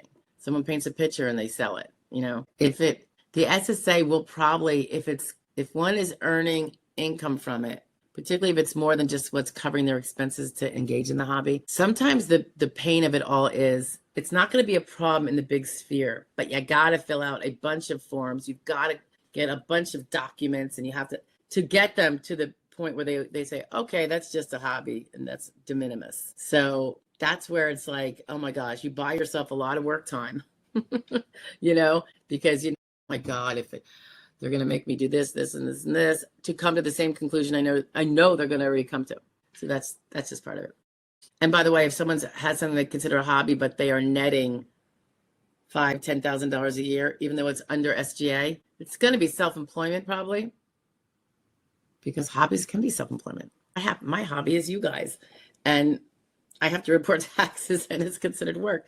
You have to kind of be careful. And then remember, self-employment, there is a thing to consider about if you're doing it over, I want to say 10 hours a week, because it's 45 a month. And some months the average is 4.3 weeks per month. You could easily be going over that 45 hours a month, where it's kind of substantial now under the rules. Self-employed, because I know you can screw around with monies and you have business expenses and stuff. They also look at the hours. And if you're over 45 hours a month or hit 45 hours a month, it's considered, I think so. The rules get a little confusing. So if you're doing a hobby, make sure it's well under 10 hours a week, as well as squat for income. American Nomad says, okay, I have to get back to filling out these super fun, awesome forms that I love so much. Yeah, this was fun. Thank you. God bless everybody. You too. Thanks for popping in. Peach is in the house. Hi from Arizona. Thank you for all your help. You bet. My pleasure. Abundant Mango says, I should apply for SSDI 2 years ago. Yeah, but the first 17 months after you're disabled is kind of like a freebie for what that's worth. Because if you file within 17 months, now granted, you're talking about 24 months, but 17 months, that will all be covered in back pay if you allege an onset before then and you succeed in proving it. 24 months, yeah, you're going to lose a few months. But 17 months, as long as you get it all done within 17 months, you can be protected. So just a word to everybody else who's thinking about applying, hasn't applied, and if the months are going away since what would be your alleged onset date. And that's also a nebulous concept. Not very infrequently do I change someone who comes to me and they've already applied and all that, and they have a particular onset date. I will sometimes request an amended onset date because they could have said it was earlier. This can help for later Medicare coverage, come sooner than those 24 months we're talking about, could get them more back benefits. They didn't realize that last job was an unsuccessful work attempt. The one that they thought after that job was done is when they said their alleged onset date was, but that job only lasted 3 months, and it got destroyed because of their impairments and problems, that it could have been the end of the prior job, could be their alleged onset date. So just something to think about. Okay, Half Play says, okay, now I get it. Thank you. I think you're talking about the fees, right? Yeah. Clients and non-clients, totally different story. Mango says, chronic nerve pain in the gut. Ouch.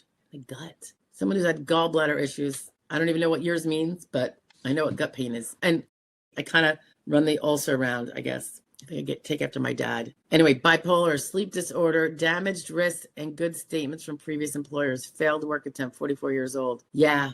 Your age is going to be a difficult one. So it's really going to depend on the really extreme severity noted in all his records that would keep you out of every job, including the ones that don't require a lot of wrist use, and including the ones that are simple third-grade jobs from a mental standpoint.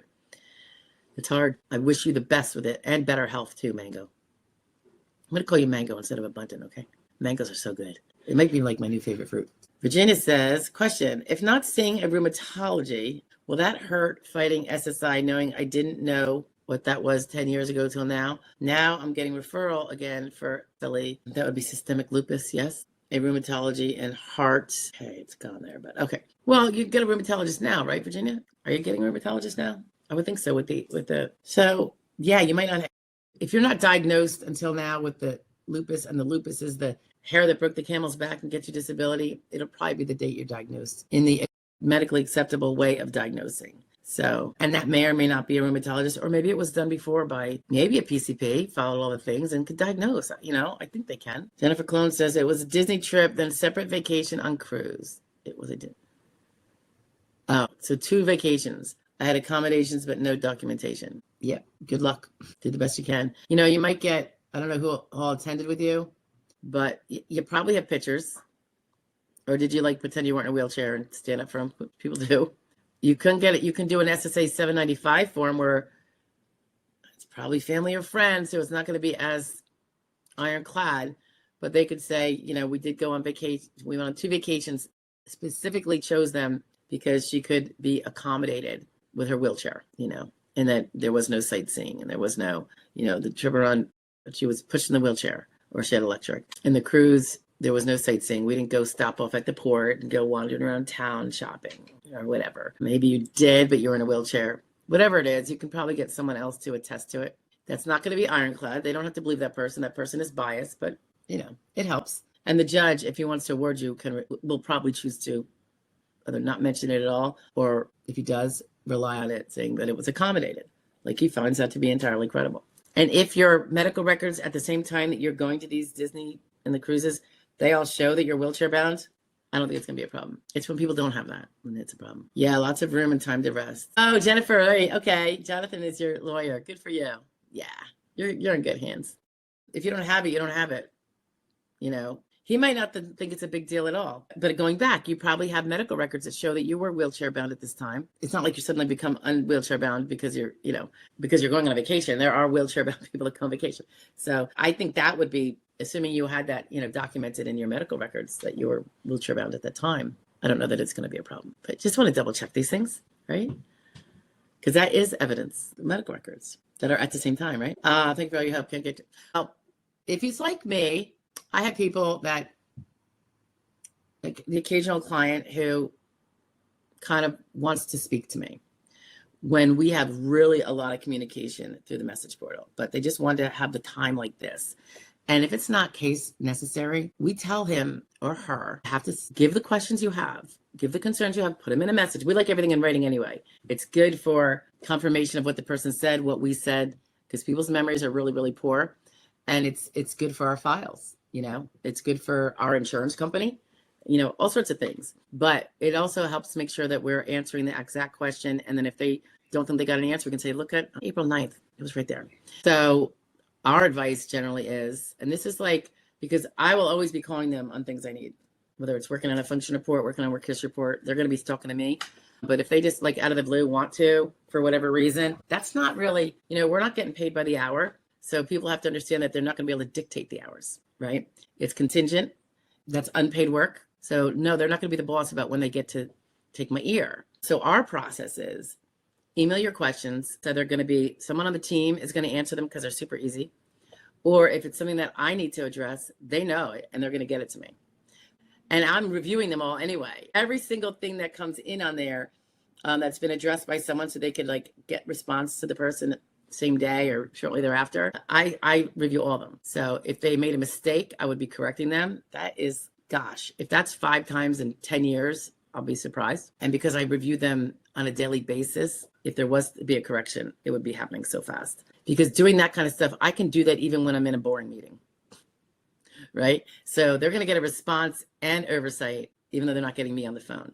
Now, if it does require a phone thing, which again is pretty rare, then our general way of doing is message when you are unavailable all week long. And when Stephanie gets an early out from something, like let's say I got out of here early today, it's 2:44. Let's say I was blowing out of here instead of at 3. I have 15 minutes. Whoever said they didn't include that as an unavailable time, 2:45, like that wasn't blocked out, they're getting my first attention.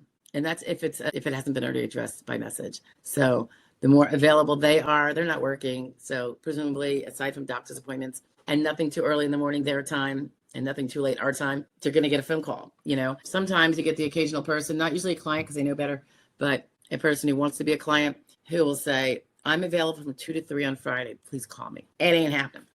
The chance of their little window of time lining up with my free availability, because we have a very busy schedule here, but I do have multiple free times because we schedule things wide so that there is always going to be time to make phone calls. That's how we do it. We schedule hearings wide. I'll schedule off like 3 hours for a hearing when I know it's going to be an hour and a half. Yeah, so that's how we do it. And that's how we get everyone taken care of. But if someone says, no, I'm only going to interact by phone, then we're probably not the right firm for them. The reason why we have the case client portal is so that 24/7 we can all be interacting, you know, and not requiring that someone be sitting waiting for a phone call like me or, you know, or, oh, no, I can't let the information go on message because the person wants to speak to me.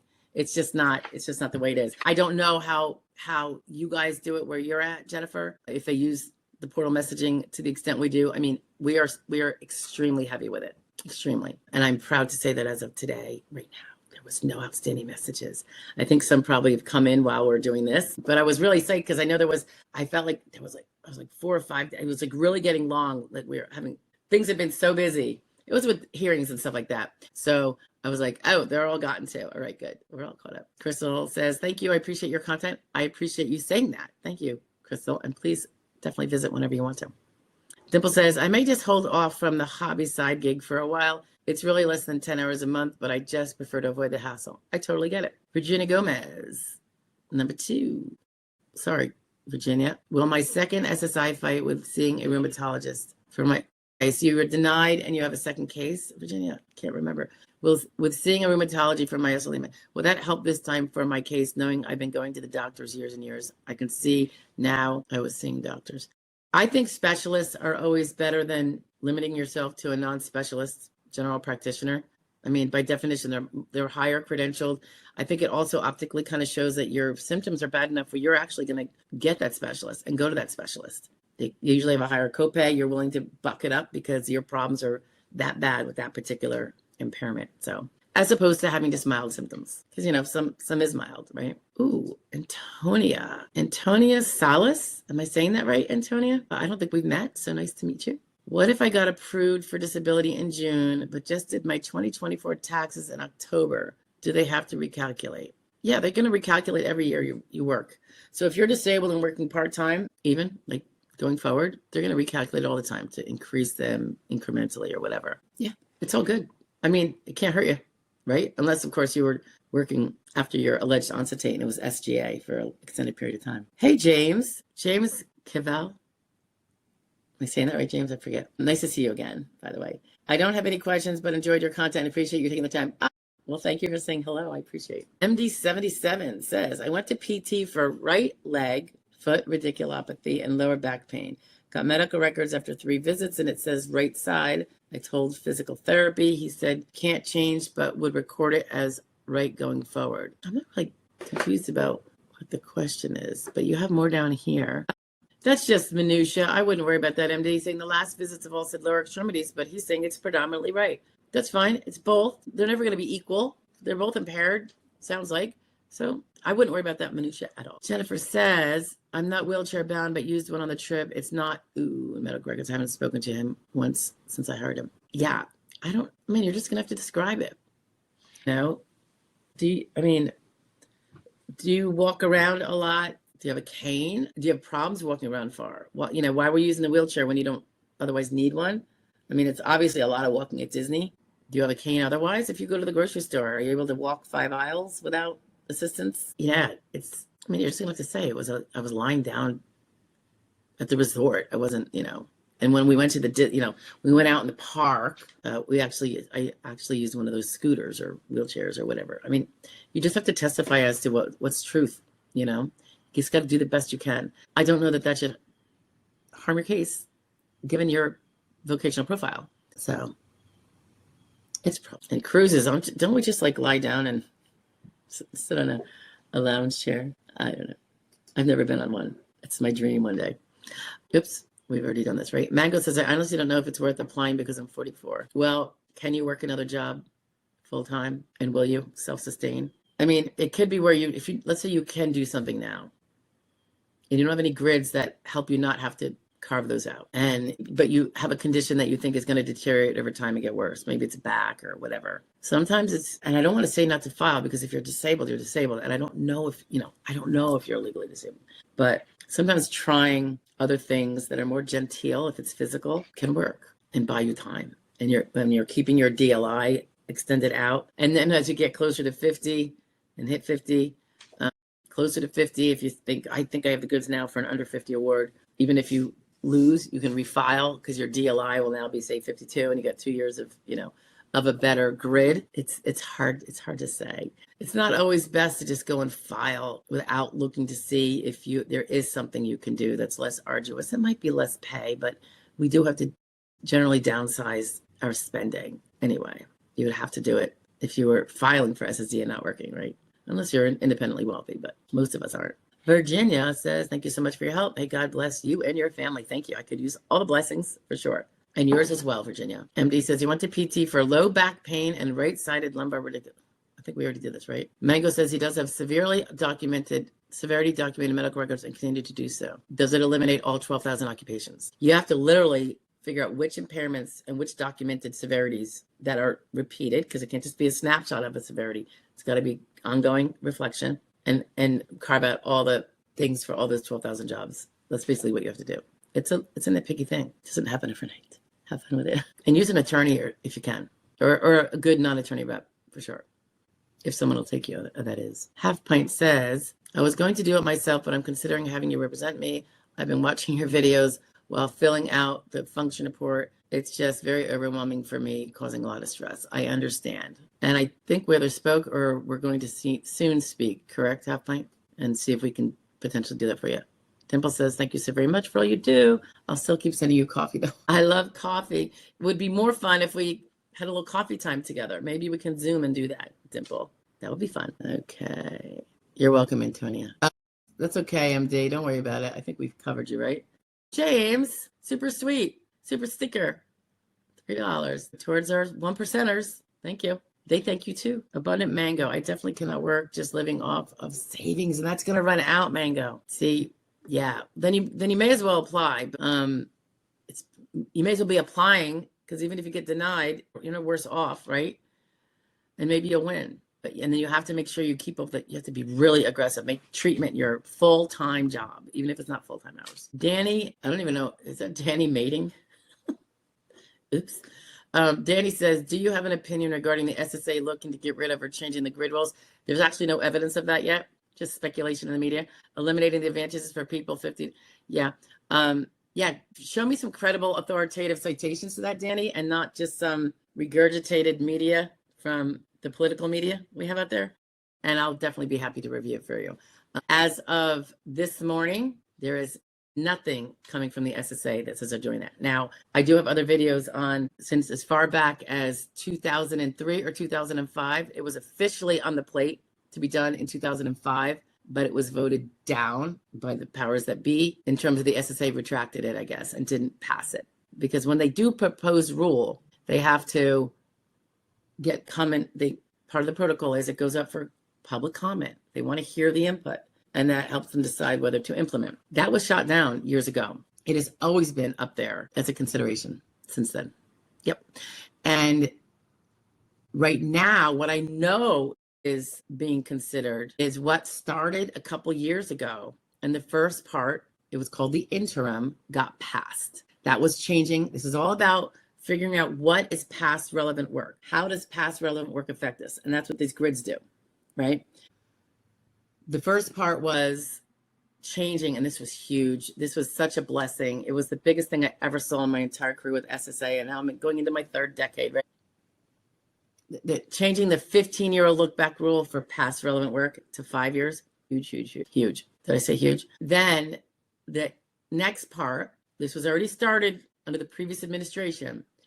They want to update the sources that they use to decide what jobs actually exist in substantial numbers today and what are their duties. Because as you know, they were relying on the Dictionary of Occupational Titles, and that had not been updated since like the 80s. And can you imagine how many jobs are different between now and the 80s? Some require heavy computer use, ability to use a computer that some people are not going to be able to do. Some of the automation stuff that you say, well, it's easier because it's automated. Yeah, but they have to be able to do computer work now, right? And if someone is not able to do that, or it's not something that can be learned in less than 30 days, well, then that would be considered a higher skilled job. So I think now, on the same token, some jobs that were super hard before are easier, and they might be more available to people that wouldn't have been able to be found to be able to do them under old descriptions that no longer exist. So in that way, it could be hurtful, right? But it's, I mean, what's accurate is accurate, and I just want it to be accurate. Do I want people getting SSD who are able to do another job? I don't. You know, I'm not the person that says everyone should be on disability, whether they're disabled or not. That's not how I roll. We're all paying taxes, whether it's SSI or SSD, and there is a reason why there is a criteria. Now, going back to it, I have not seen anything to suggest that they are changing the grids or proposing to change the grids. Is it possible? Absolutely. They've been proposing it for 20 years. So could there be something that they haven't said? There is, but there's been no evidence to suggest that anyone in the administration has done that in terms of the grid age changing. All right. Know this too. And I feel like I'm repeating this because it comes up a lot and people haven't obviously watched the other video.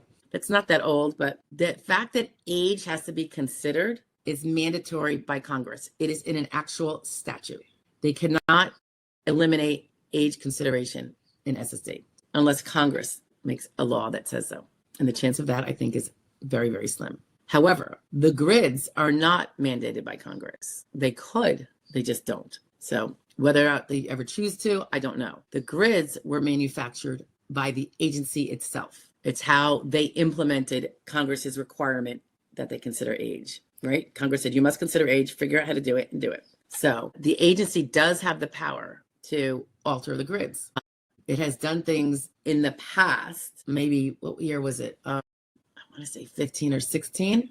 That administration, SSA, altered the sequential evaluation process consideration by allowing them to skip step 4 if they knew the person was going to be denied at step 5, based on other work versus past relevant work.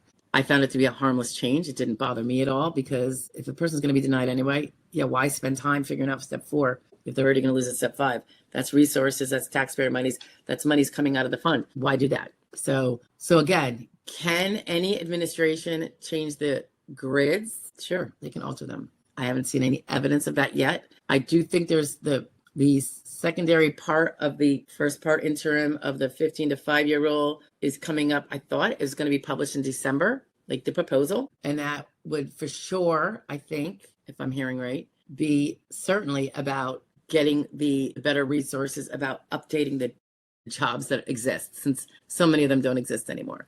And people are being held accountable for them, and that's not right. Whether there's going to be an age thing in there, I have not seen anything credible to say that there is, but the agency always has that power, always. So could it happen? Could they throw up another proposal? They could. They've done it before. Prior administrations have done it. So we will have to see. I just haven't seen anything credible to suggest it. I've only seen speculation, which they do every time they want to denigrate anything, right? Let's make the people afraid. So all the articles I've seen, and if you have something to the contrary, you can definitely share it to me. All the articles I've seen so far, and I haven't looked in a few days, I will say that, all have no witnesses from the administration saying it. Not a one. They'll just say, we've been hearing. Well, from like your auntie. I mean, come on. So this is where I go. Everyone here knows me. Like I don't go with the very YouTube things or the articles until because I read the articles line by line and I pick out, and I have some colleagues that do the same, where there's an actual statement being made versus this may happen, this could happen, this could happen, this could happen. A Martian could fall from the sky and crush the grids. A lot of things could happen, but until they say this is happening right now and here's the evidence, I can't do it. You're going to just spin in circles around yourself and never get work done, and unnecessary anxiety and a million other things. So I don't go with it, Danny, if that makes sense. And I do have a daily alert that will tell me if anything has been proposed by SSA in terms of we are going to put up this is going to be part of the proposal that we want everyone to talk about. And when that happens, I will share it too, because I don't want the grids to change at all. I don't know what administration it was that changed the full retirement age from 65 to 67. That was really hard. I think people are unhealthier now, not healthier. So making them have a later full retirement age, I think is cruel and unusual. I don't think it goes with science. I understand they did it for financial reasons, but I think they can do better. And that's not the way to do it. Make the system better. Don't start artificially advancing retirement, ages and whatnot, So anyway, that is my response to that, Danny. I hope it was sensical. All right, I'll talk to you, because I do agree with you. It seems unfair as work gets harder with age. Absolutely. So talk to you later. Mango says, I often only get a few hours of sleep due to chronic nerve pain. Then you should be able to a sleep specialist, right? At least get it checked. And you obviously probably have pain management and a neurologist, right? For that nerve pain. Very important. You bet, Danny. Danny says, thank you. But that was before I did my hefty response. I don't know. It's probably more than you asked for, right, Dan? Okay, MD77 says he or she has low back pain. Physical therapy wrote, I had difficulty urinating. That blows. Never said that, only that I had pain, coughing, sneezing. if any, straining during number 2. Who I said that then? Where did you get that from? I mean, it's not going to hurt you. It's an added impairment, really, but that's funny. Half Pint says, by the way, we're over 2 hours, guys, but we'll try to get all through these. I responded to your email, by the way, and I'm hoping to hear from you this afternoon. Okay, then, all right. Then, did I email you this morning? Yeah, I'm thinking I know who you are.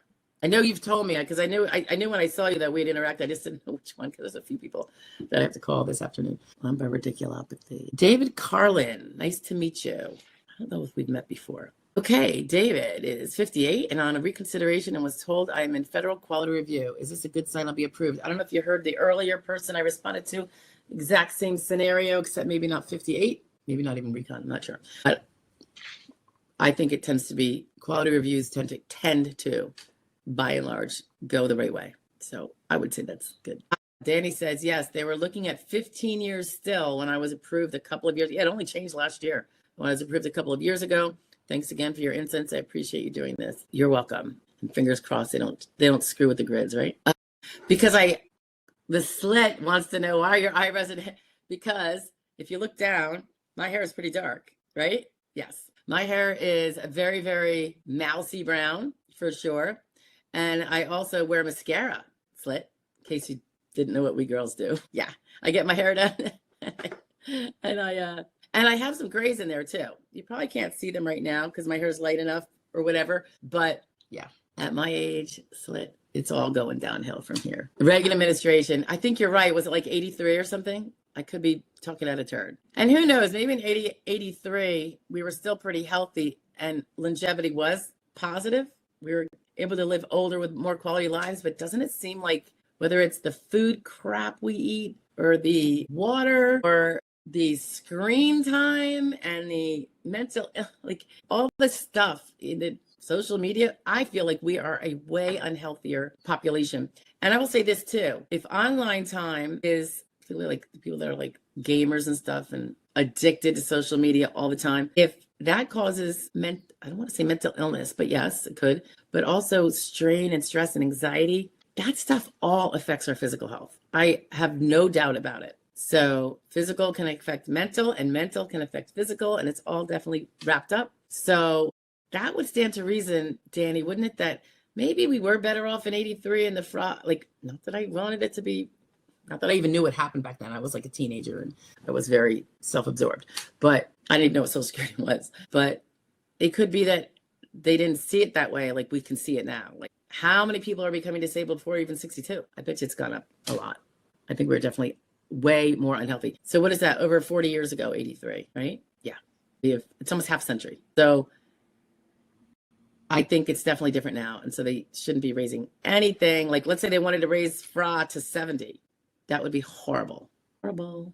Oh, you're welcome, guys. You're welcome. David, Danny. Yep, 1983.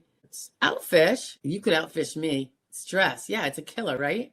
It is. I think my ulcerous nature is impacted by stress. It's fine right now, by the way, guys. I do stress relieving things, as you can imagine. Oh, Danny Ray, how are you, buddy? So Jay, I just snuck in class. No more talk about grid changes. I'm worried again. Yeah, but did you hear what I said? Re-listen to it. Don't worry till you have to. Everyone's seeking, I don't know, people are seeking worry before it's even warranted. So I just wish we didn't do that because it's just hurting us. And it's hurting everyone who has enough stress on their plate out there. James Cavell says, I kind of wish they would use my last 15 years as a roadmap of regression, considering I left my career. Oh, that doesn't have to be at a hearing, James. They can look at that for other reasons. They just can't hold you to it and hurt you by it. You know, your lawyer, if you have a hearing or something, can say, you know, he was a high income, high skilled worker with a high income for years and years. And if you look at his history, because the judge does have, by the time you get to a judge, he has all the work going back to when you first started paying taxes. He actually has the companies and has the incomes. So he can see. That's more an optic thing. And it's kind of like a humanistic thing. Like, why would James go from making $150,000 a year or $75,000 a year, you know, slowly getting all the way down to $30,000 a year, because this is the only thing he can do is this very sedentary kind of low-paying job because he can't do more. Who would choose to do that? you know, from making all that other income and a great job, who would choose to get a much lower job and watch it and the progression going down. So don't worry about that. That is definitely available. The lower levels, they're not allowed to have discretion and think about feelings and common sense things. They have to kind of go by a checkbox type of scenario, in a way. More so, I should say. Less discretion. Person on YouTube, 33. Gotta love that anonymity. So we don't need to worry after all the videos for clicks or fear mongering. I'm just listen to what I said. Why create worry about something that's not in evidence if it's not here? What's it going to do for you? And I haven't seen evidence. If you have evidence, so be it. That's just not how I roll. I could worry about an earthquake up here on my mountain in Pennsylvania. Haven't seen evidence of it. I don't know that there's been one before. I don't think so. So should I worry about it because it's possible? Because some people say earthquakes are so scary. I'm not gonna. And again, grids can be changed at any time. Like I said, they changed them, for FRA or whatever. But I haven't seen anything from the administration saying that they planned on doing that. There are always people within all the administrations that analyze what the effects would be. Because if it would be a smart thing to do and not hurt a lot of people, they might do it, blah, blah, blah. And that's still going on, for sure. That's their job. But I'm just saying, I've not seen anything besides fear mongering. And all the articles I've looked at when they were coming up like a couple of weeks ago, none of them had any evidence about it. They just said, this guy was talking about it. So therefore, it was nobody in office or anything. So you could go down every rabbit hole every day on everything in life if we do that. And I'm just not going to do it. I'd never be able to get my job done and help people when they're disability if I did that. Temple says, fear stands for false evidence appearing real. Need something similar for stress. I'm sure you could create one there, Temple. If it does happen, we will address it at that time, and it does not mean your proofs can't still prove you can't adjust to other work as a 52-year-old, say. Let's say they bumped everything by 2 years and 51 is no longer, 50 and 51 were no longer in the grid game. That would be very tough on those folks. But the grid rule is where it creates an automatic thing under certain circumstances. Perhaps it would be like you can still have that same resolution if it is true for you based on things other than automatically assuming. And then we would be working with our clients to make sure that happens for 51-year-olds and 50-year-olds. So we never hang our hat on anything automated when there's other avenues in case the automation doesn't apply. Okay. There's other aspects of the grids that RFC is not automated, right? That's all discretionary. So anyway, I think we will cross that bridge if we ever come to it. And that's how we roll. I'm not going to loosely pervert now. I'm just not. Danny, you heard it. Good, Danny. You don't need any more stress. David Carlin says, Russell Vaught is the person who wants to remove the grid rules. Yeah, and so does probably many other people. I'm pretty sure it's not going to happen. Removing the grid rules? That's even worse than saying they're going to adjust them. RG says Dolphin says, people who are not healthy back in the day. Everyone smoked and were not to live a long life. Oh, yeah, they still do. It's called vaping, and I think it's worse. And now kids are doing it. 83, lung cancer was the big cancer. Still exists. My mother-in-law just died a couple of years ago from smoke-related cancer. Horrible. Was able to quit when she discovered she had it and was going in for surgery the next month and then died 15 months later. Yeah. So, and I say this as a former smoker. I quit in 2000, so it's been a long time. But for anyone who is still smoking, I'll bring this up. It's helpful if your records show that you are trying to quit. So, and I say that because of the bias I see in some people, which could be adjudicators or judges, some, not most, about particularly a person who claims a lot of pain but is still smoking, and smoking impedes surgical healing, back problems. It is, I think, confirmed that smoking impedes healing. So I think most people, even if they're biased, understand how hard it is to quit smoking. I know I quit so many times before I succeeded, and the only way I succeeded was through a very bizarre bet my father made with me that had to do with some cash. Seriously, money talks, right? Particularly when you need it. And I was young, way younger. And if they see that you are trying, like you talk to your doctor about, because the doctors usually ask you, right?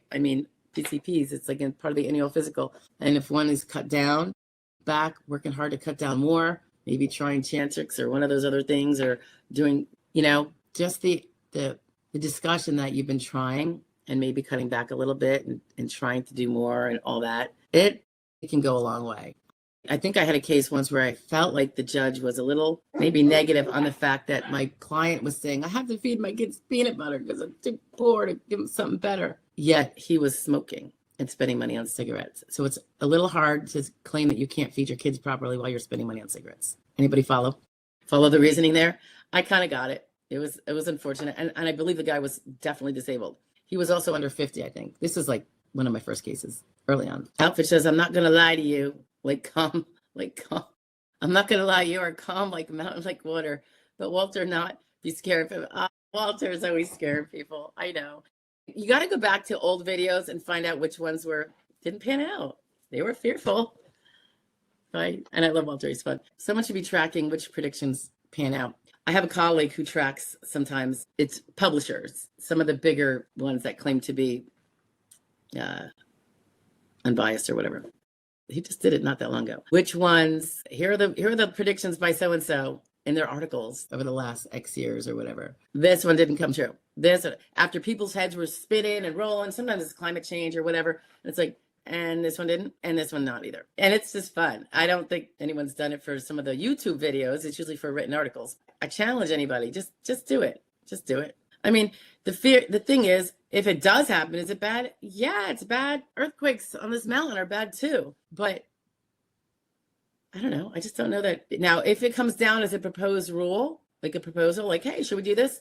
I think everybody should be writing in. Everybody writing in, doing a public comment, right to the SSA, and also contacting their congressman to say, put your 2 cents on, not that Congress can change what the agency does, but they can certainly put their influence and say, no. Everybody should be doing that if there were to be a grid change and not in a good direction. All right. How does that sound? All right.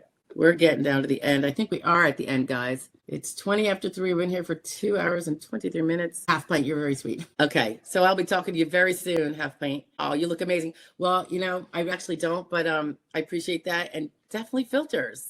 Who would be up here? It would be so distracting if you saw me without a filter. You'd be like, look at the freckles and the wrinkles and, I look puffy enough, with my puppy eyes with the filter. So anywho, guys, we're at the end here. I don't see any more questions. That was awesome.